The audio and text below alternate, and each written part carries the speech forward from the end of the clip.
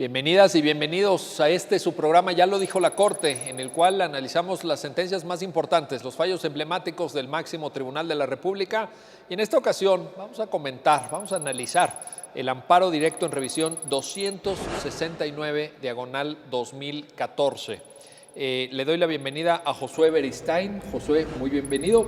Gracias por acompañarnos nuevamente. Y a Sofía Treviño. Sofía, bienvenida también. El tema, pues es un tema que diría que afecta potencialmente a millones de personas, porque tiene que ver con el derecho de alimentos, tiene que ver con una figura, vamos a explicar a qué se trata, llamada pensión compensatoria. ¿Y qué es lo que sucede? Porque ese es el fondo del tema. Cuando una pareja se disuelve, puede ser una pareja que haya vivido en matrimonio, una pareja que haya vivido en concubinato, y tendrá sus consecuencias. Eso es lo que nos van a explicar justamente nuestros invitados el día de hoy. Y pues si nos ayudas, José, quizá a entender el sustrato fáctico, los hechos alrededor del caso que nos permiten entender cómo llega a conocimiento del máximo tribunal de la República. Claro que sí. Bueno, muchas gracias por la invitación, por estar con Sofía, con usted, con todo el programa. Y bueno, este caso deriva de un juicio, diría de varios juicios, e intentaré explicar cómo suceden. Es una relación de matrimonio que nace, se genera y se contrae en Morelia, Michoacán, y esta pareja vive aproximadamente como unos 18 años. Y en un momento deciden separarse. Ella demanda una pensión en un primer juicio alimenticia por ella y por su hija y su hijo, en ese entonces menores de edad, y se decreta una pensión alimenticia provisional. Posteriormente, el demandado ejerce otro juicio para intentar cancelar esta pensión que empezó en este juicio, y logra en dos juicios cancelar las pensiones tanto de su hija y de su hijo, porque ya no necesitaban, pero subsiste la pensión de en ese momento su esposa en un 20% de los ingresos que tuviera. Originalmente era un 60%. Era un 60% porque era para tres acreedores. Eran los dos hijos y los dos hijos y la esposa. 60%. Así es, y en juicios que él va promoviendo para ir cancelando las pensiones individualmente, logra cancelar el del hijo, de la hija, y queda en un 20% para la esposa. Posteriormente, él demanda a ella el divorcio por una causal, en ese entonces todavía las causales, que era la separación de un año de los cónyuges, independientemente del motivo que hubiera dado lugar a esta separación. Y el cese de esa pensión que venía ya del juicio inicial y del 20%.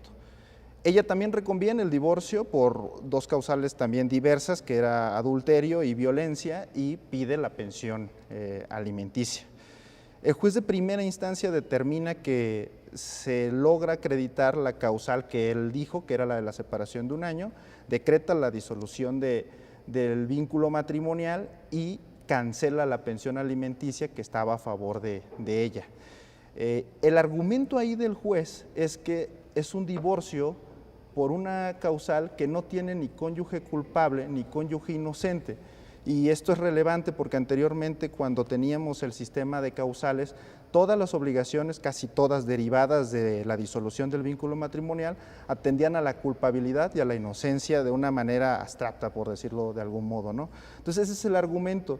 Y dice, aparte, aunque yo argumentara y dijera que es un divorcio por mutuo consentimiento, tú no corroboras que tengas necesidad, y ese es un punto importante de la figura que intentaremos explicar. Si no corroboras que tengas necesidad, porque jamás me dijiste que estuvieras dedicando preponderantemente a las labores del hogar, cuidado de los hijos, que estuvieras imposibilitada de trabajar, y sí se corroboró que tienes ingresos derivados de vender productos de belleza.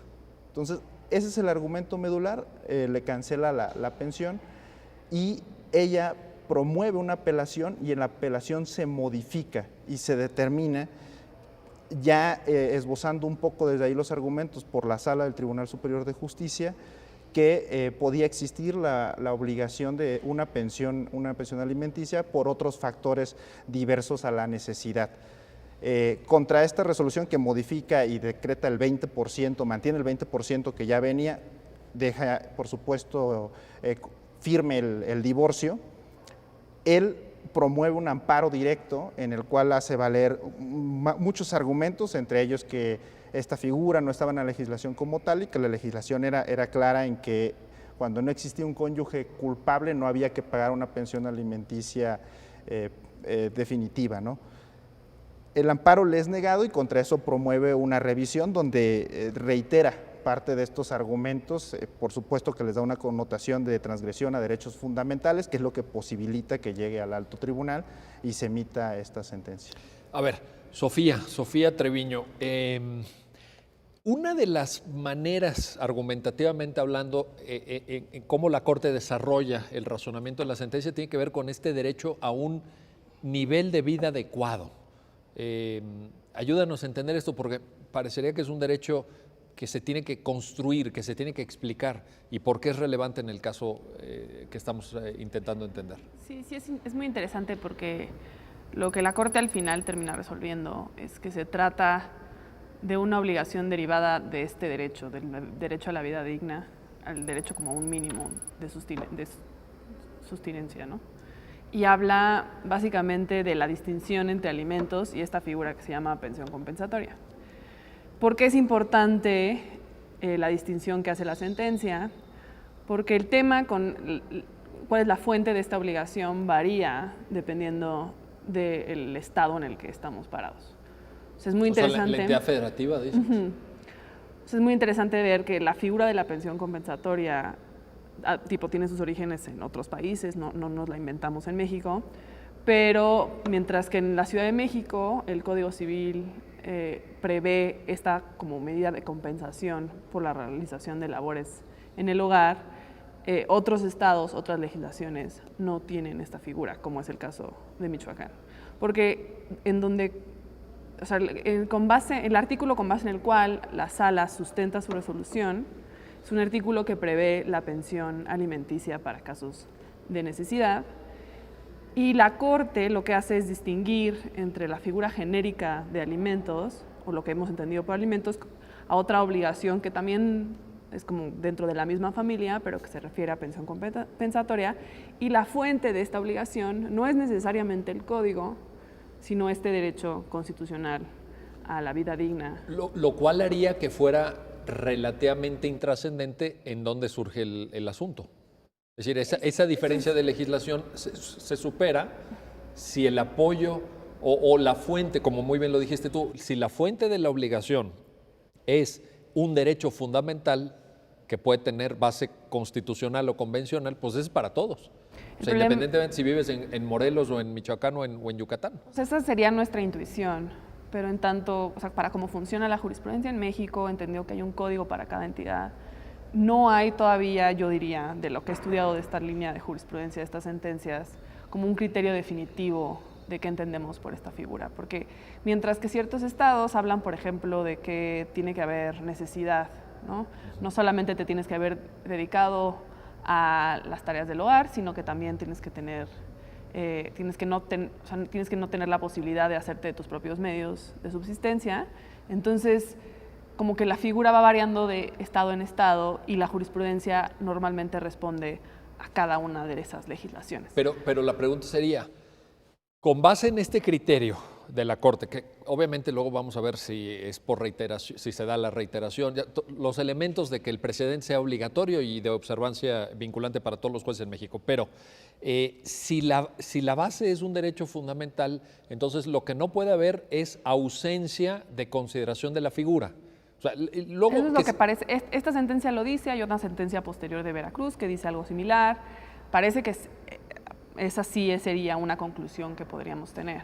Ahora, los requisitos para cada una de estas figuras, por ejemplo, lo que se ha dicho en la Ciudad de México a partir de cuándo surge, si es a partir de la reforma que se hizo en el Código, o sea, de los bienes que se adquirieron después de la reforma o anterior. Hay como muchísimas modificaciones que sí atienden a las legislaturas. Oye, pero ahí no sería, y esto alguna vez lo comentamos contigo, Sofía, ¿no sería propio de un constitucionalismo dialógico en donde los tribunales tienen que dialogar con... Pues eso presupone la respuesta, y el problema es que en muchas legislaciones el problema no es tanto que haya un diálogo y que cada quien haga las cosas de manera diferente, sino a veces tiene mucho que ver con el rezago de figuras como el divorcio con causa. Sí. Entonces, sería muy padre que cada legislatura debatiera bajo qué requisitos debería de proceder esta figura, etcétera, pero la realidad es que en la mayoría de los estados en las que no está prevista esta figura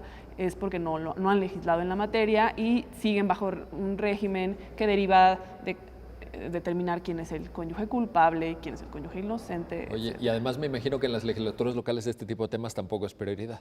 O sea, no me Pues imagino como el número uno, la preocupación del diputado local de no sé dónde, que sea pues seguramente no, ¿verdad? Conociendo la política mexicana. Pues parece que no. Parece que no. Oye, a ver, Josué, Sofía ya nos habla, a ver, digamos, lo que el derecho de familia mexicano tradicional ha conocido es la obligación de alimentos, o el derecho de alimentos, o la obligación alimentaria, como lo queramos. ¿Por qué no nos ayudas a entender qué significa esto? Antes de dar el salto a pensión compensatoria y a la figura de la compensación, vámonos de lo tradicional. ¿Qué son los alimentos? Los alimentos es una institución jurídica, por decirlo de alguna forma, que tiene una finalidad que es lograr apoyar en la subsistencia de una persona que no tiene los medios por sí mismo, aunque haya tenido la suficiente diligencia para lograr su subsistencia y sobre todo un nivel de vida digna, ¿no? Para explicar un poco mejor, creo que es importante señalar las diferencias que existen dependiendo de la relación que puede dar origen a los alimentos. Por ejemplo, tratándose de niños, niñas y adolescentes, ellos tienen un derecho de recibir alimentos de quienes ejerzan la patria potestad, pero derivado de esta figura de la patria potestad. Entonces, el vínculo ahí está en la patria potestad y la jurisprudencia ha señalado que los alimentos acá tienen que lograr la mejor inserción social de esta persona, que ahora es menor de edad, en la mayoría de edad, lo que se logra, como lo comentábamos hace rato, a través de la proporción de necesidades como educación, estudio, habitación, alimento, asistencia médica. O sea que cuando decimos alimentos, se tiene que tomar literalmente. No se tiene que entender como dar de comer. Así es, y es un buen punto que también la jurisprudencia de la Corte ha reiterado y ha elaborado, que los alimentos, aunque tienen una connotación económica porque es una prestación de dar, o sea, se puede cumplir de otra forma según las legislaciones civiles, que es incorporar a la persona que le vas a dar alimento a tu familia, pero por lo regular se otorga una pensión en una cantidad económica. Pero esa cantidad económica no va dirigida solo al concepto estrictamente alimentos, sino que tiene que comprender otras determinadas necesidades, por lo mismo que hablábamos del derecho a un nivel de vida digno, que es un derecho que por decirlo de una forma, se logra con el cumplimiento de otros, que es la educación, la vivienda, la asistencia médica, ¿no? Y eso por cuanto hace a esta relación o acepción de los alimentos, pero existen otras que se basan en la solidaridad, por ejemplo con los hermanos y con los parientes hasta el 4º grado, y ahí también de cierta forma cambia un poco el contexto. Ahí, como lo comentaba hace rato, bueno, hay que ver la necesidad de la persona que los pide, la capacidad de la persona que los va a dar y que se haya empleado la debida diligencia por parte del que lo solicita por intentar hacerse de los medios, ¿no? Y esta otra vertiente digamos, de la pensión alimenticia, que como en la sentencia se dice, se ha llamado así indeterminadamente, pero que vemos después en este análisis que también genera la pensión compensatoria, es cuando el vínculo familiar, y quiero decir familiar y remarcarlo porque no solamente es cuando se disuelve el matrimonio, como acostumbrados estamos a que es una de las formas de familia, pero no la única, puede ser un concubinato, puede ser cualquier otra relación familiar, se genera este rompimiento de ese vínculo familiar y entonces al inicio, antes como lo comentaba, pues había la obligación de dar una pensión alimenticia por cuanto hace a cubrir una obligación de ayuda mutua, de solidaridad, que atendía solo a la subsistencia.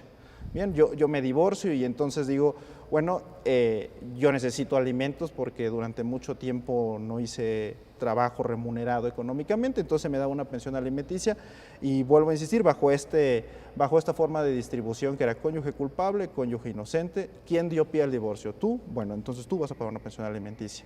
En este asunto justo podemos ver después si existían ya otros precedentes que iban por esta línea, nace por primera vez el término en nuestra jurisprudencia pensión compensatoria, ¿no? Y lo que se advierte es que por la estructura social en muchas ocasiones cuando se disuelve el vínculo familiar, hay alguna persona que se dedicó en una medida mayor a la otra, las labores del hogar y cuidado de los hijos, lo que hizo que no tuviera una actividad económica remunerada en la misma medida. Y hay un desequilibrio. Con la misma intensidad, a lo mejor, o con la misma dedicación, sí. Y hay un desequilibrio económico que hay que resarcir. Y el derecho, la Corte ahí busca una figura que nos logre ayudar a resarcir este desequilibrio económico para lograr una disolución en términos igualitarios, ¿no? En términos que ambas partes puedan tener el acceso al mismo nivel de vida como se venía viviendo o como se presume se venía viviendo durante la existencia de la relación familiar. Oye, Sofía, tú eres una especialista en derechos de familia, has estudiado estos temas y lo hemos platicado en algún otro programa que nos has hecho favor de compartir aquí tus reflexiones.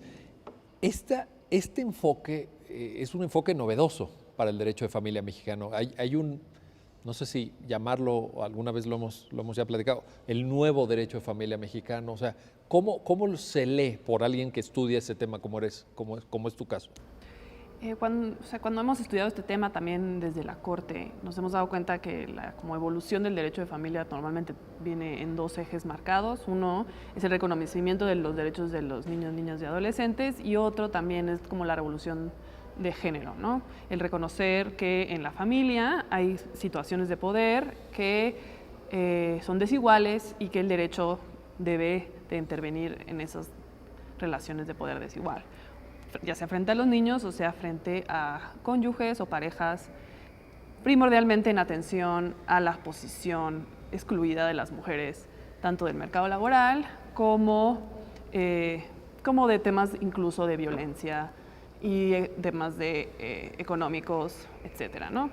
Entonces, esta revolución del derecho de familia, desde una perspectiva de género, incluye temas como el tema de la pensión compensatoria, que se ha reconocido que las mujeres, una vez que se liberalizó el divorcio, se prevé la posibilidad de que las personas se divorcien con mayor facilidad. Sin justificación o sin acreditación de causa. Sin acreditación de causa. El llamado divorcio incausado. A veces lo llaman divorcio express, yo he visto, creo.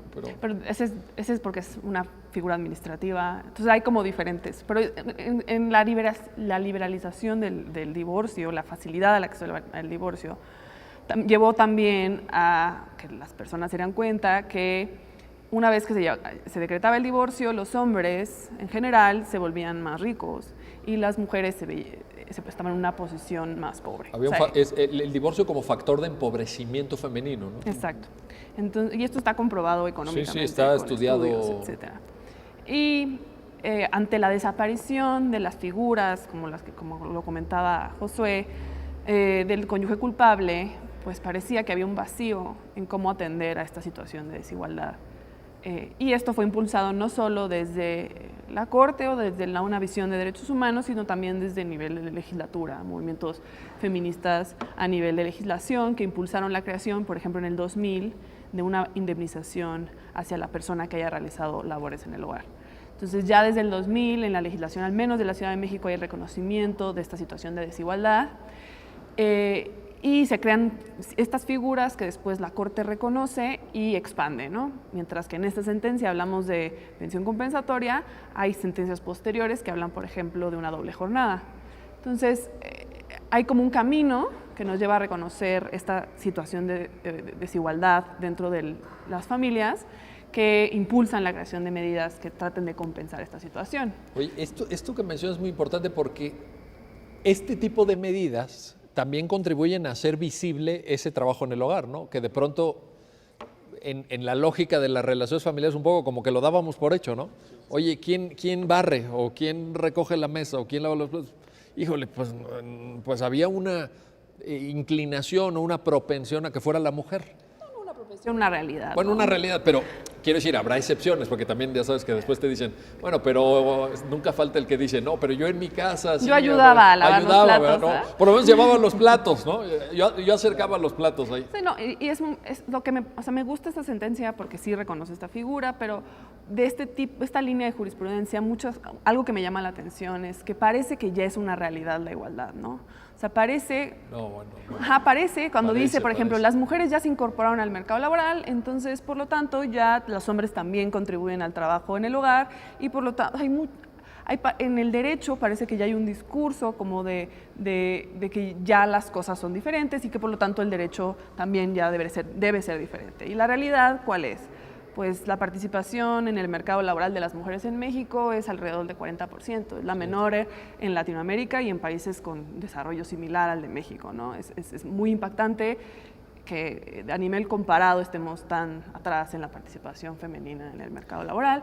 Ese es un dato. Otro dato, por ejemplo, es que las horas, o sea, hoy, no estoy diciendo que hace 20, 50 años, hoy la participación de las mujeres en el trabajo del hogar, contado en horas, y esto sí es una encuesta nacional, creo que los hombres hacen 48 horas de trabajo semanal, no, las mujeres hacen 48 horas de trabajo semanal, mientras que los hombres hacen alrededor de 27.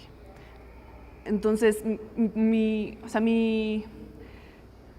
como consejo al abordar este tipo de sentencias es que si bien reconocemos como el valor que tiene el valor que hay todavía en reconocer que hombres y mujeres deben de ser tratados de manera igual y que por lo tanto, como lo hace esta sentencia, cuando hablamos de pensión compensatoria, no únicamente nos referimos a las mujeres, sí es una realidad que en la mayoría de los casos continúan siendo las mujeres las que están puestas en esta posición.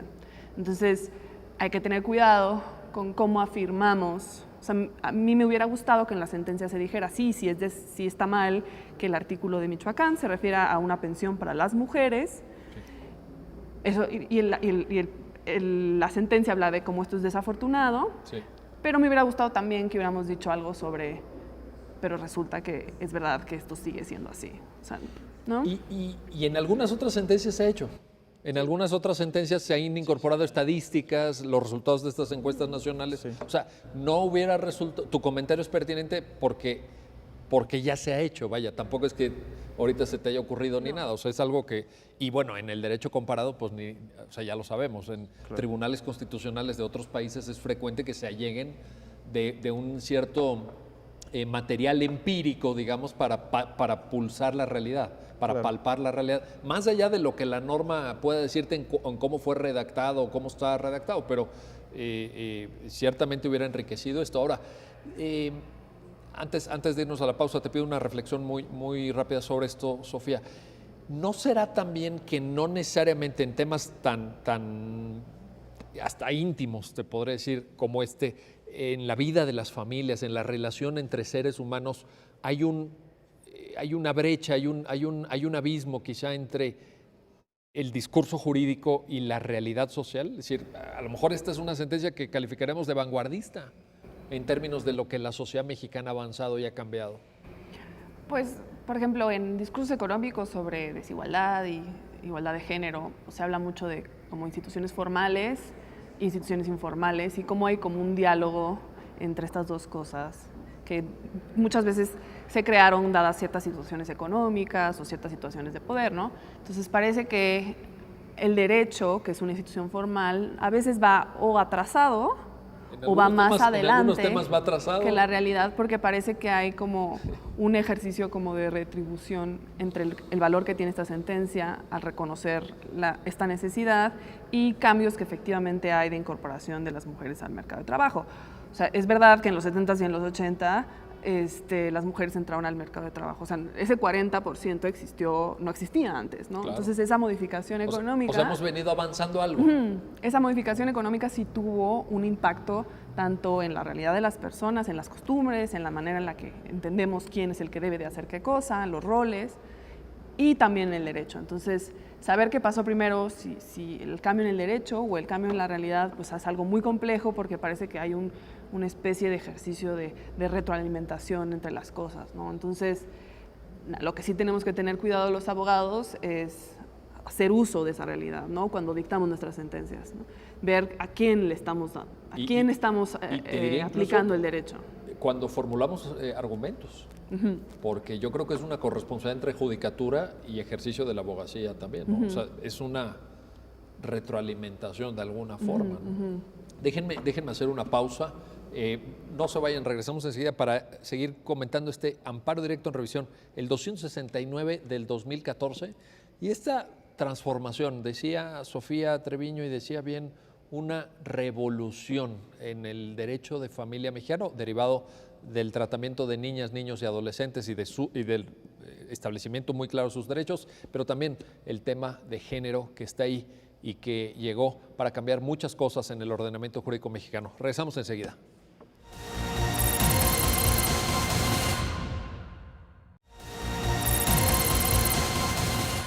Estamos de regreso, estamos de vuelta para seguir comentando este amparo directo en revisión, el 269 del 2014. Estoy platicando con Josué Beristain, con Sofía Treviño y Josué, pues a partir de lo que Sofía nos dijo, estamos ante un cambio importante. O sea, nuestras categorías tradicionales de análisis del derecho familiar, pues unas sirven y otras ya no sirven y otras tenemos que ponernos otros lentes.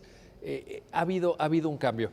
Ayúdanos a entender en esta lógica cuál es la diferencia o cómo debemos de entender la diferencia entre, que ya un poquito lo explicabas hace rato, pero para que quede muy claro, entre pensión de alimentos, que es tradicional, digamos, ¿no? Lo que conocíamos, no estamos, yo creo que todos lo vimos en la carrera, y esta nueva figura de pensión compensatoria que sí me parece que abona en esta revolución a la que se refería Sofía, ¿no? Sí, claro. Bueno, la pensión alimenticia podríamos enmarcarlas en las relaciones familiares como el matrimonio, con el concubinato. Sin que se dé el divorcio, una de las partes demanda a uno de los contrayentes o la contrayente demanda al otro o a la otra una pensión alimenticia producto de este vínculo, que puede ser, insisto, el matrimonio, concubinato o cualquier otra relación familiar. Y el elemento fundamental era un estado de necesidad. En este tipo de relaciones, entendida necesidad como la ausencia de, o sea, la ausencia de lo básico para poder lograr una subsistencia. Se daba una pensión que lograra esa subsistencia y ahí quedaba. Y muchas veces esta pensión, y así se hacía en la práctica, era indefinida. O sea, la pensión de por vida. De por vida, ¿no? Este precedente lo que hace es decir, cuando se disuelve el vínculo familiar, que es el hecho generador de una nueva obligación que se llama pensión compensatoria, el elemento a considerar para ver si procede o no, ya no solo va a ser la necesidad, sino la existencia de un desequilibrio económico. En el primer precedente donde se señala o se habla como pensión compensatoria, se habla de desequilibrio económico y después, como Sofía lo comenta, en otros se ha ido desarrollando el contenido de esto, del desequilibrio económico. Pero lo relevante es entender que el requisito de procedencia para la pensión alimenticia es solo un estado de necesidad y para la pensión compensatoria es no solo el estado de necesidad, sino también un desequilibrio económico. Intentaré explicar esto con un ejemplo. O sea, puede que, como en el caso, por ejemplo, la tercera interesada en el amparo, la que promovió y la que pidió los alimentos, haya tenido una actividad remunerada producto de una actividad como lo fue vender ciertos productos. Productos de belleza. De belleza. Y esa actividad le generaba un cierto ingreso de un monto que en términos estrictos de pensión alimenticia hubiéramos dicho que hubiera vuelto improcedente la pensión alimenticia. A lo mejor porque con eso cubría necesidades básicas, ¿no? Pero lo que ve la Corte es que no atiende al derecho a la igualdad, de una igualdad sustantiva, que cuando exista la disolución del vínculo familiar, ella se quede con este ingreso, y ahora explicaré por qué no, y la otra persona haya generado un ingreso 3 o 2 veces mayor que ese. Y ahí es donde dice, bueno, una cosa es la necesidad para subsistir y otra cosa es lograr un verdadero equilibrio económico. Entonces, lo que tiene que hacer la figura de la pensión compensatoria es observar, existe un desequilibrio económico en menor o mayor medida y entonces generar una pensión que nos ayude a resarcir ese desequilibrio económico. La Corte en esta primera oportunidad señala el requisito de procedencia, que sería la existencia de un desequilibrio económico en menor o mayor medida, y luego los requisitos de modalidad de la pensión, que es cómo se va a pagar, puede ser en porcentaje, puede ser en algunos casos, he visto algunos juzgados en una sola cantidad, pero sobre todo un elemento muy importante, cuánto tiempo va a durar. Eso es fundamental. Yo creo que las personas que están viendo el programa se están haciendo esa pregunta. ¿Cuánto tiempo va a durar? Porque ya no entienda la necesidad, volvemos de la subsistencia y decíamos, pues toda la vida tienes que subsistir, entonces la pensión alimenticia es por toda la vida. Aquí estamos hablando de en cuánto tiempo logro que yo repare el desequilibrio económico. O sea, que se materialice la compensación, diríamos. Que se materialice la compensación. Y como lo decía Sofía, ¿a qué atiende este desequilibrio económico? Pues a muchos factores, entre ellos la desigualdad estructural de la que somos parte, donde la mayor parte de las veces las mujeres se dedicaban más a las labores del hogar, al cuidado de los hijos, y eso nulificaba cualquier tipo de actividad económica remunerada, o en otras ocasiones, como lo comentaba, se hacía la actividad económica remunerada, pero con una doble jornada laboral que no permitía el mismo avance. Hay estudios muy interesantes de la Organización Internacional del Trabajo donde dice que ante este tipo de escenarios lo que quedaba era ir a fuentes informales de ingresos, como la venta de ciertos productos, ¿no?, que escapan a muchas cuestiones como seguridad social y demás. Entonces, esta es una realidad, como lo comentábamos, que existe, que se ha intentado ir dejando atrás, que hemos ido avanzando, pero que todavía está ahí. Y entonces esta figura busca precisamente en los casos de disolución lograr resarcir este desequilibrio económico que se presenta. Insisto en lo de menor o mayor medida, porque después cuando la figura sale es recibida por algunos juzgados, según mi percepción, como, bueno, pero aquí si tuvo un ingreso económico hasta acá, entonces no merece la compensación. Pero ahí sería una lógica diferente. Yo creo que como lo explicaste, está clarísimo, ¿no?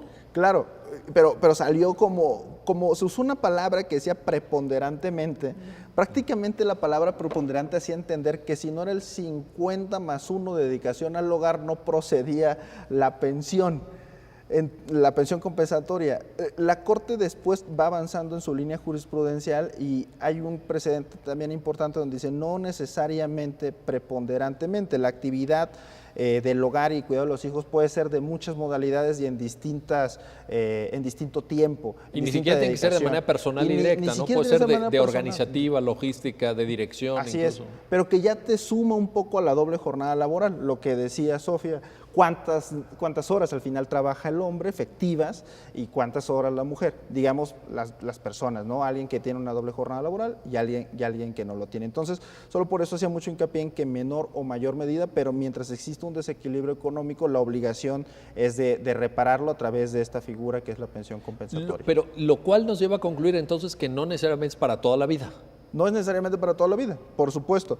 Y ese es otro punto que después se desarrolla por la Corte. Nosotros, y otra diferencia entre la pensión alimenticia y la pensión compensatoria, teníamos muy en claro que el principio de proporcionalidad en materia de alimentos atendía únicamente a la relación entre necesidad y capacidad. Y después la Corte con la pensión compensatoria dice, no, la proporcionalidad también tiene que comprender el tiempo de duración. Entonces ahora en esta figura, cuando hagamos un análisis de si la pensión compensatoria que nos determinaron a favor o en contra es proporcional, no solamente tendríamos que atender a si atiende a mis necesidades o capacidades, sino también por cuánto tiempo se calculó que va a lograr su objetivo. Hay casos, la línea de jurisprudencia de la Corte avanzó también, hay casos en los que sí puede ser vitalicia. Una persona adulto mayor con alguna enfermedad, por supuesto que atendiendo a las circunstancias, a la realidad que nos pueden mostrar las estadísticas, puede ser vitalicia, pero en la mayoría de los casos posiblemente no lo sea. Una medida que se ha dado para solventar eso es que dure el mismo tiempo que duró la relación familiar.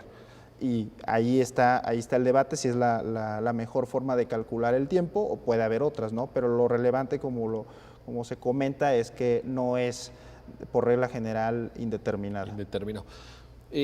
Sofía, en esta lógica del bloque anterior, cuando Josué se refiere a cónyuge culpable, cónyuge inocente, que ya suena un tanto, ¿no?, así como que raro, porque pues ya es algo que en la lógica de la concepción hoy en día del divorcio pues ya no aplica, ¿no? Pero en esta lógica, ¿podría alguien pensar, y es lo que te quiero preguntar, si esta figura de la compensación es una sanción?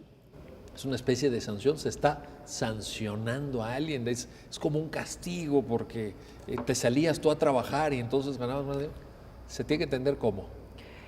Bueno, lo que dices sobre que el divorcio ya parece que todos reconocemos que ya es algo más libre y es más accesible, pues o sea, nada más quiero mencionar que siguen habiendo estados que tienen que aplicar la jurisprudencia directamente porque, por ejemplo, Guanajuato, los códigos todavía prevén el sistema de causales, ¿no? Entonces, llevamos años en esto y no. Pues la laguna sobre cómo se tiene esta figura, cómo opera, pues imagínate cómo es si seguimos teniendo el régimen anterior, ¿no? Entonces eso es muy complicado, aunque parece que para nosotros creo que es mucho de la Ciudad de México, que tenemos el divorcio express, que tenemos... Que se ha avanzado legislativamente, digo, hay que reconocerlo también. En la Ciudad de México, en México, comparación con otras, y no solo en la Ciudad de México, hay otros estados que también, pero mi punto es, hay muchas diferencias en cada estado. Y como mencionas, como dice la Corte,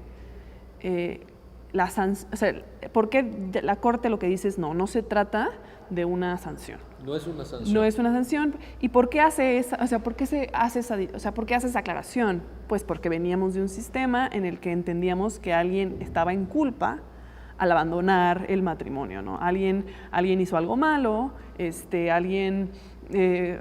las causales normalmente tienen que ver con alguna actividad que el Estado consideraba que era reprochable y que le por fue lo infiel, tanto, por ejemplo, le fue cometió infiel, adulterio, pues, se fue, abandono de hogar, ¿no? Y además vale la pena aclarar que esas causales además tienen como problemas de género, había unas que se referían específicamente a actividades de mujeres, otras que parecía que para los dos, o sea, es un sistema veníamos de la prehistoria problemático.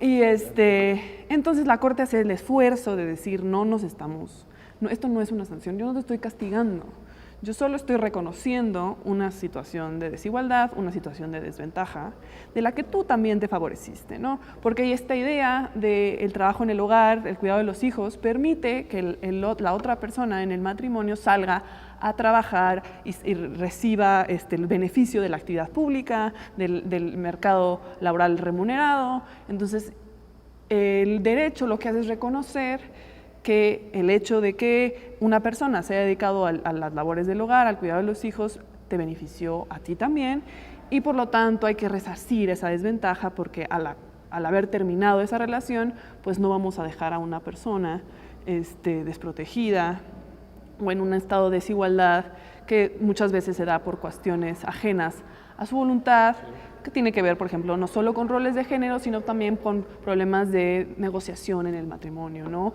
¿Quién sale? ¿Quién se quiere volver? O sea, hay una profesora colombiana que habla mucho de quién se quiere volver dependiente de alguien, o sea, ¿qué tan libre eres tú de decidir que te quieres volver dependiente de tu pareja, ¿no? No porque tu pareja sea una mala persona, pero supone el caso del que pierdes a tu pareja, o sea, ¿qué tanta libertad hay en esa negociación? Si debería, nos gustaría que hubiera, pero hay muchas cuestiones estructurales que pues nos hacen dudar sobre cómo se forma esa relación de dependencia. Lo ideal es que esa decisión, que es una decisión importante, porque tiene que ver con tu plan de vida, tiene que ver con cómo quieres vivir tu existencia, pues que sea tomada con la mayor libertad. Que, en fin, y no necesariamente el derecho tiene todas las respuestas ahí. Claro. Seguramente es una cuestión de relaciones de género, de diálogo en la pareja, etcétera. Pero también estructurales, como puede ser la existencia de guarderías, ¿no? Importantísimo.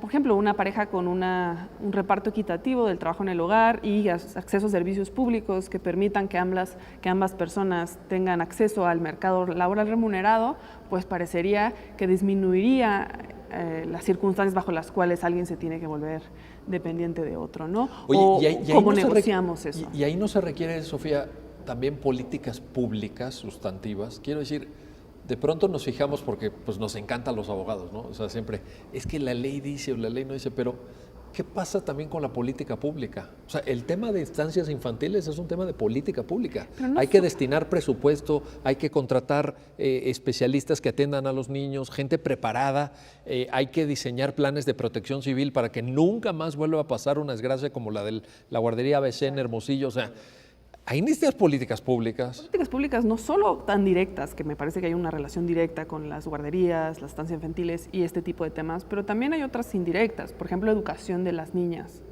Porque Importantísimo. muchas veces a la hora de negociar quién se va a quedar en la casa a cuidar a los niños y quién va a salir a trabajar, pues hay mucho que ver con qué carrera estudió una, si es que se estudió una carrera o no se tiene una carrera, hasta qué nivel de educación. Entonces resulta que mi trabajo va a ser, voy a ganar menos dinero por el trabajo que yo voy a hacer frente al otro, entonces pues conviene que el otro salga a trabajar y que el otro se quede en la casa, ¿no? Entonces resulta que parece que son las mujeres las que tienen menos educación, por ejemplo. Entonces su trabajo puede que sea la remuneración que obtengas del trabajo puede ser menor. Entonces, incluso políticas públicas de educación de niñas. Hay brecha educativa todavía en México, de género. Hay brecha ¿no? educativa de género y también en brecha en el salario, ¿no? Sí, cuánto se brecha le paga. salarial en torno al 20%, ¿no? Según algunos estudios Entonces, recientes. hay muchas políticas, eso es lo interesante del derecho de familia, cómo parece que es un problema privado, en principio, parece que es un tema de la vida privada familiar, etcétera. De cómo nos organizamos, de Pero qué le toca a resulta cada que quien. temas como estos, en realidad, se deben a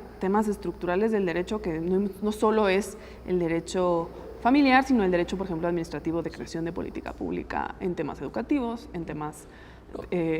Te lo pregunto porque obviamente aquí en este programa discutimos sentencias y aquí hay una sentencia y discutimos sobre la tarea de los jueces y cuánto puede aportar, y tú mencionaste atinadamente el tema de la corresponsabilidad del legislador, que tiene que poner al día sus códigos y tiene que hacer cambios, porque ya llevamos años con este tipo de paradigmas, y cómo es posible que los diputados sigan arrastrando códigos decimonónicos, verdaderamente, con cuestiones de la prehistoria del derecho. Pero faltaba esta pieza, y yo por eso lo quise poner en la mesa, faltaba la pieza de decir, bueno, ¿y la administración pública qué tiene que hacer?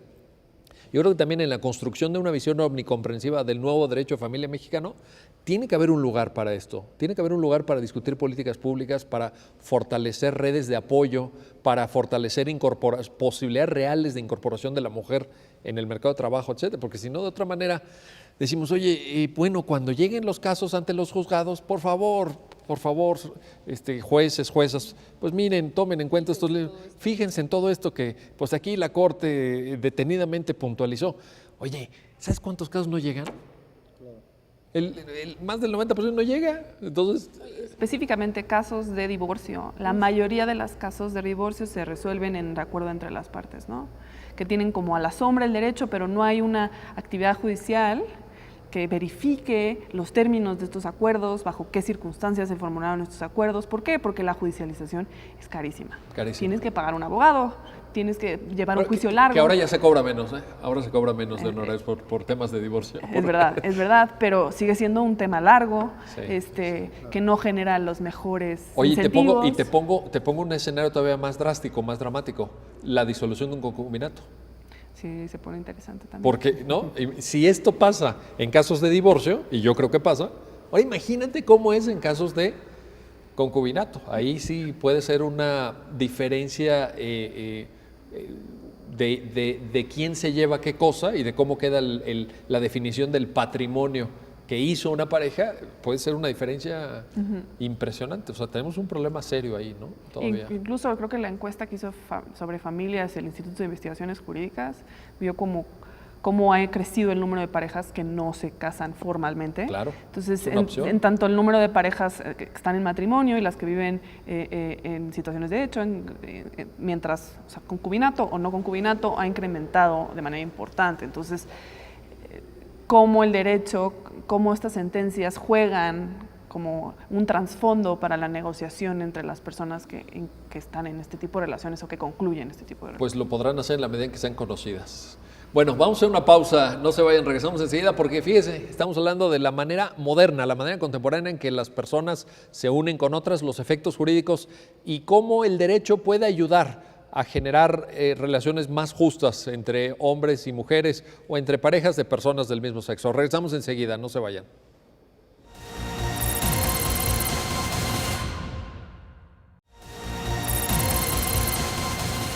Bueno, ya estamos de vuelta, ya estamos de regreso para seguir comentando este amparo directo en revisión, el 269 del 2014, una importante sentencia de la Suprema Corte sobre temas que afectan a millones de personas, a millones de parejas, sobre temas que de pronto uno no se pone a pensar, pero que tienen una gran trascendencia para la calidad de vida de las personas.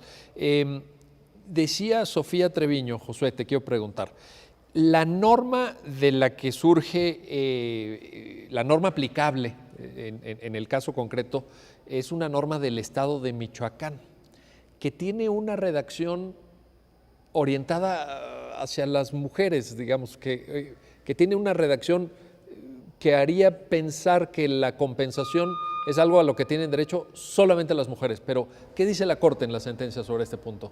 Bueno, como le decía Sofía, la Corte dice que es una redacción desafortunada de la norma, ¿no? Entendemos a lo mejor que en el ánimo del órgano legislativo de generar alguna medida tendente a lograr una igualdad sustantiva se haya optado por generar específicamente una redacción mujer. Lo que ya, como lo ha dicho también la jurisprudencia de la Corte, pues nos genera ahí un foco rojo, hay una categoría sospechosa ahí en la norma y habría que hacer todo el escrutinio estricto para ver si está justificado o no. Desde mi perspectiva no es la redacción adecuada, me parece que puede mandar un mensaje contrario al que se quiere mandar cuando se dice la mujer. No solamente se le está diciendo solo la mujer tendrá pensión porque se presupone que solo la mujer se dedica a eso. Entonces el efecto secundario... Hay un prejuicio ahí, ¿no? Hay un prejuicio, pero institucionalizado de cierta forma, institucionalizado. ¿no? Porque la norma lo pone ahí. Entendemos a lo mejor que, insisto, fue en el afán de generar una igualdad sustantiva, pero bueno, en este afán... Creo que está siendo muy generoso. Se manda... Es generoso y diplomático. Se manda un... Es muy diplomático. Se manda un mensaje. Y lo hace muy bien. Se manda un mensaje contrario a la intención. Porque... No, yo estoy seguro que los legisladores de Michoacán ni cuenta se dieron, vaya, lo hicieron por automatismo. ¿Hace cuánto tiempo? Además, por prejuicio, ¿no? ¿Hace Es expresión de un prejuicio. Así es. Pero si lo que tú persigues es la igualdad, pues ahí Y es como cierto, queda. es cierto lo que dicen, porque al final algunas teorías señalan que las normas pues son el reflejo de un valor social y de una realidad social, ¿no? Entonces, la norma dice esto y lo que presupone es que solo las mujeres se dedican a las labores del hogar y cuidado de los hijos. La Corte lo que dice es cualquier persona, O sea, hombre, mujer. Tenemos que leer de una manera determinada la norma, entonces. Sí, ahí habría que hacer una interpretación conforme, me parece que no alcanzaría, o sea, porque está una categoría sospechosa, habría que declarar inconstitucionalidad esa porción normativa nada más, no toda la norma, la figura, no anular la la figura como la pensión compensatoria, pero sí esa porción normativa para que no diga mujeres, ¿no? Bueno, sería una interpretación conforme con un alto grado de creatividad.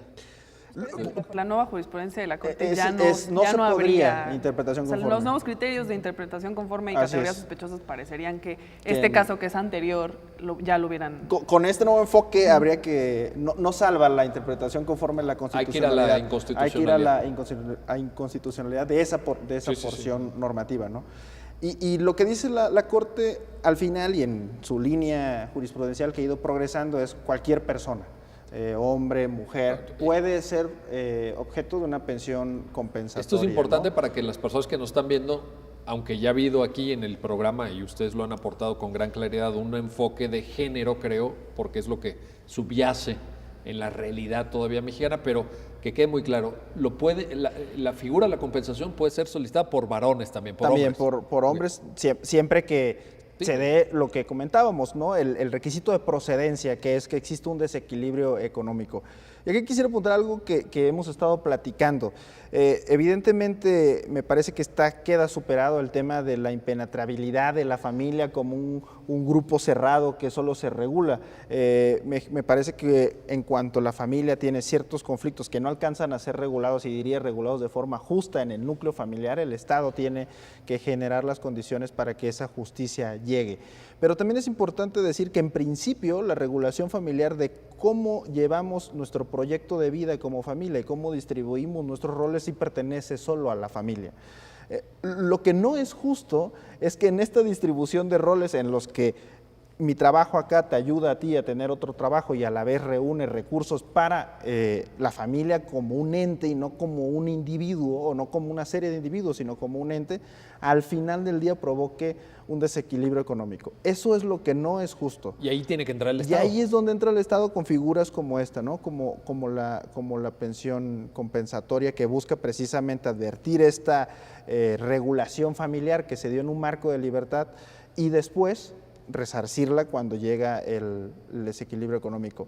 Y es interesante porque muchas legislaciones civiles, pues la materia civil es estatal como tal, muchas legislaciones civiles tienen para el matrimonio, o sea, en la existencia de la relación familiar, unos preceptos que palabras más, palabras menos señalan que existirá los mismos derechos y los mismos beneficios y con la misma jerarquía independientemente de las aportaciones económicas de uno o de otro. Pero este articulado se rompe cuando llegamos a la disolución del vínculo familiar, ¿no? Parece que opera para acá, pero una vez cruzada la línea, ahí dice, entonces ya no, si nos vamos a divorciar, esto es lo mío esto es y esto es lo tuyo, ¿no? Y es parte de lo que decíamos, reconocer, visibilizar lo que representa el trabajo en el hogar, económicamente hablando. Dentro de las cifras, por ejemplo, en algún otro precedente de la Corte, una cifra que en el 2009 el Producto Interno Bruto Nacional fue del 21.7%. Este Producto Interno Bruto es lo que se genera por el trabajo en el hogar o sea, no remunerado. Digamos, dentro del 100% de la economía mexicana, el 21%, el monto equivalente al 21% es trabajo no remunerado. No remunerado en el hogar, ¿no? Entonces, trabajo en el hogar. Así es, en el hogar no remunerado. Es muchísimo. Es muchísimo, y entonces ahí se empieza a visibilizar esta realidad. La Corte después empieza también a nutrir de estas estadísticas y empieza a darle una evolución a esta figura que nace en este primer precedente de la pensión compensatoria. Y solo puntualizaría dos cosas que no están en el precedente, pero que son motivo de reflexión. Se dice en alguna parte, por parte recuerdo el tribunal colegiado, que es lo relativo a los modos de extinguir la pensión anteriormente alimenticia, que es que volvieras a contraer matrimonio sí, o que trabajaras. Sí. A mí me parece que si diferenciamos entre la pensión alimenticia y la compensatoria, estos requisitos o estos elementos para extinguir la pensión no deben operar para la compensatoria. Claro, porque la lógica es diferente. Porque la lógica es diferente. Coincido. Entonces, sí, no, digamos que eso fue lo que tú trabajaste también, ¿no? Entonces, no puede que sí, porque y tú si después te vuelves a casar, oye, y ahí como una sugerencia argumentativa para los abogados, fíjate, para casos futuros, a ver ahí, échenle tips, pero ahí les va. Libre desarrollo de la personalidad. Claro. Si el volver a casarte, ese ejercicio, no solamente de un derecho sustantivo, sino de este derecho también de libertad, que es el libre desarrollo personal, no te pueden quitar un beneficio, claro, digamos, por el hecho de casarte otra vez. Yo diría tu derecho. O de trabajar. Yo diría tu derecho, es tanto como condicionar a, te voy a dar lo que trabajaste siempre y cuando nunca te vuelvas a casar. No, pues imagínate. Oye, pero es la traducción, ¿no? Es la traducción de tiene que ver con tu plan de vida también. Eso es mío, yo lo trabajé y yo de ahí en mi libre desarrollo de la personalidad puedo casarme otra vez o puedo no casarme. Correcto. O puedo tener otra fuente de ingreso. Muy buen Pero eso punto. No quiere decir que esto ya le estamos dando pierda, tips, ¿no?, a quienes litigan estos asuntos. Sí, para otro. Hay que enriquecer la argumentación. Todos estamos aportando. Oye, Sofía, pero en esto que dice Josué, escuchando a Josué, que lo dice además con una gran claridad, con gran inteligencia, a ver, esto de que en el interior de la familia nosotros decimos todo, pues es el viejísimo principio de autonomía de la voluntad. Es derecho civil puro desde el siglo XIX, la teoría francesa, todo eso que nos enseñan en la facultad. Y ha habido, o sea, sí, ese es, ¿no? Sí, Savigny, o sea, de esas épocas, pero hay mucha crítica como esta concepción entre la distinción entre qué es lo privado y qué es lo público. Primordialmente crítica feminista a este tipo de distinciones.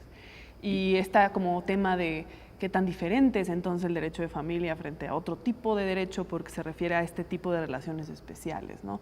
Entonces, parece que el debate sobre la autonomía, eso es un debate súper amplio. Sí, hay posiciones... y se proyecta temas de violencia de género, se proyecta temas de distribución patrimonial. Es un tema muy amplio sobre el rol de la economía y como estas visiones como temas de igualdad frente a temas del derecho a la vida privada familiar. Parece que ahí hay un gran trabajo que muchas veces son los jueces los que descifran por dónde vamos y qué es lo que está justificado y qué no está justificado y cuál es el impacto de ciertos tipos de decisiones para estos diferentes bienes que pueden o no estar en conflicto. ¿Pero es correcto concebir al derecho de familia como parte del derecho privado? Como, digamos, derecho privado que se rige bajo una lógica de autonomía de la voluntad, bajo una lógica de beneficios recíprocos, una lógica, por ejemplo, de contrato. Tema de la solidaridad, ¿no? Solidaridad, o sea, es derecho El derecho familiar mexicano hoy, Sofía. A mí la distinción, o sea, esa me lo acuerdo porque es como lo primero que estudian en el derecho de familia. No, pues, ¿dónde está parado el derecho de familia? Que si es derecho privado, que si no, que si es derecho a, que si este tema de solidaridad, entonces lo saca del derecho privado. A mí me parece que la discusión no tiene en realidad como mucho valor como para cómo voy a tomar estas decisiones. Creo que lo importante es reconocer. Yo creo que la etiqueta no vale la pena. ¿Por qué? Porque resulta que con la incorporación de toda la doctrina constitucional de derechos humanos, temas de igualdad, temas de derechos de los niños, parece que pues no me da ninguna información extra esta distinción, sino que muchas veces esta idea de lo privado y qué es lo público justifica situaciones de poder o situaciones de desigualdad. Es que ese es el punto, porque cuando Josué dice, bueno, pero es que cuando el conflicto escala, el conflicto familiar, entonces tiene que entrar el Estado. Pues yo me imagino que habrá abogados de corte tradicional que te digan, oye, ¿por qué va a entrar el Estado? Deja que platiquen, deja que se acomoden las cosas. Y ahí a lo mejor, de nuevo, vuelves a tender un manto de invisibilidad sobre violencia de género o sobre violencia patrimonial o económica. Que existe, ¿no? Que existe. Y eso se ha dicho mucho, ¿no? Que tanto, o sea, esta idea del Estado interviene, el derecho interviene, parece que el Estado conforma estas realidades, ¿no? Estas reglas ya existen y muchas veces nuestras relaciones se crean a la luz, en la sombra de estas relaciones. Entonces, decir es que es privado y entonces el Estado no interviene, pues al haber creado este tipo de reglas, el Estado ya interviene, porque ya está creado este sistema que está como sustentado en normas, en reglas, en prácticas que ya existen. Entonces, estas distinciones de público-privado... Pero es un tema de eficacia, entonces, las reglas ya existen, es un tema de eficacia. Hay que aplicar bien las reglas, hay que hacerlas efectivas en las relaciones sociales. Mi punto es más como el Estado ya interviene de por sí al crear estas reglas, ¿no? Entonces, esta idea de cuando el Estado interviene en mi vida privada, pues no sé qué tanto valor tenga esa como miedo a decir es que el Estado, pues es que el Estado ya creó estas reglas, ya está estas realidades que están influidas por muchas cosas. Entonces, mi punto es más como abandonar estas ideas tradicionales del derecho de familia, que es privado, que hay una hay una idea de solidaridad entre las partes.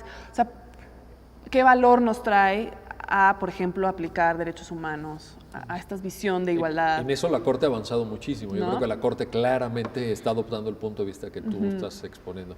Nos queda un minuto, Josué. Cuéntanos el final de la historia. ¿Qué pasa con esta señora que reclamó y que inició esta batalla y que luego vio reducida su pensión y la de los hijos cancelada? En realidad ella se queda con el porcentaje de pensión compensatoria, ya con el nombre que le da la Corte, con la figura que genera la Corte, del 20%, porque el que promovió el amparo y se le negó y el que llegó a la revisión, pues fue el deudor alimentario. Entonces, ¿no? Se confirma la decisión que tomó el Tribunal Superior de Justicia del Estado, que fue modificar la sentencia, dejaron firme el divorcio y se decretó el 20%.